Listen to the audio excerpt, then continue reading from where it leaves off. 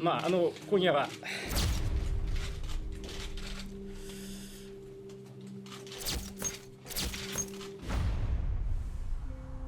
On November 13, 1999, police officers responded to a call about loud noises in an apartment building in Nagoya, Japan. According to neighbors, they heard noises like someone moving furniture and people running down the stairs. An hour later, the landlord went to the apartment to deliver some fruits and found the door unlocked. So she took a look inside, and that's when she saw a horrifying scene. When the police arrived, they found 32-year-old Namiko Takaha fatally stabbed in her house. She was lying face down with her legs in the hallway, while the rest of her body was in the living room. Soon, paramedics pronounced her dead at the scene, and later, the autopsy showed wounds on her arms and neck. What was more surprising is that Takaha's 2-year-old son Kohai was found unharmed at the kitchen table, playing with his toys in silence. Soon, they called her husband Satoru, who was at work at the time of the murder.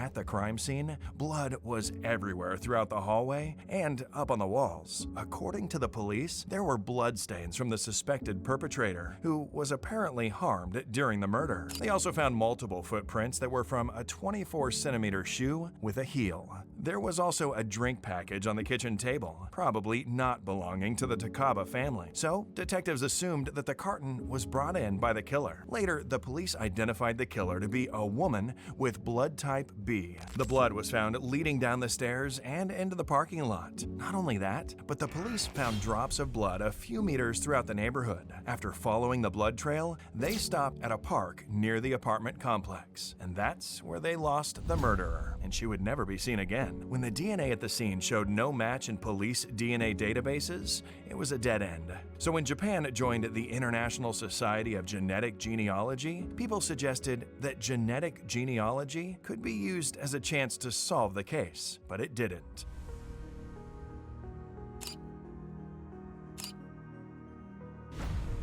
Witnesses claim to have seen a suspicious woman, around 160 centimeters tall, standing in the parking lot of the residence that day. Then there was the testimony of the neighbors who lived next to the Takaba family.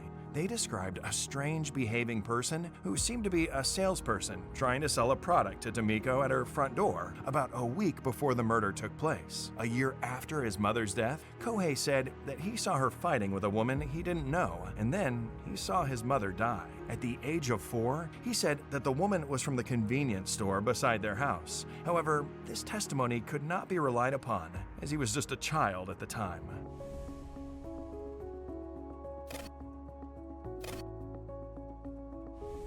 After the investigation, police posted a sketch of the suspected culprit, though it blurred the suspect's face. They only released the unblurred sketch years later. The two sketches showed the perpetrator, who's believed to be in her 60s or 70s, with closely cropped and long hair. Takaha's husband Satoru has since moved to another residence. However, he still pays rent at the old apartment, where his wife's bloodstains remain to this day. And to this day, he's waiting for the arrest of his wife's murderer. But unless a break in the case happens, the murderer of Namiko Takaha is still unknown.